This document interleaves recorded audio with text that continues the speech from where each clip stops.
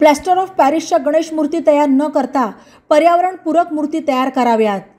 3 दिवसांच्या आत गणेश मूर्ती बनवण्यासाठी वापरल्या जाणाऱ्या POP साहित्याची विल्हेवाट लावावी आणि असा साठा आढळून आल्यास प्रदूषण नियंत्रण मंडळाच्या नियमानुसार फौजदारी कारवाई करण्यात येईल, असा इशारा महापालिकेने गणेश मूर्ती बनवणाऱ्या कारखानदारांना दिला।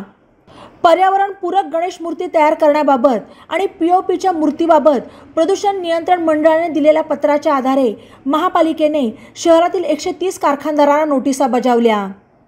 अहमदनगर जिल्हा गणेश मूर्तिकार संघटनेने याचा निषेध करत ही नोटीस अन्यायकारक असल्याचे सांगितले। POP मूर्तींच्या उत्पादन आणि विक्रीवर कोणतीही बंदी नसल्याचे सरकारने विधान परिषदेत मागील वर्षी स्पष्ट केले आहे। तरीही चुकीचा अर्थ काढत या नोटिसा बजावण्यात आल्याचा दावा संघटनेने केला। चुकीचा संदर्भ घेऊन शहरातील आणि जिल्ह्यातील कुटुंबांना बेरोजगार करू नये असे मत संघटनेचे जिल्हाध्यक्ष भरत निंबाळकर यांनी व्यक्त केले।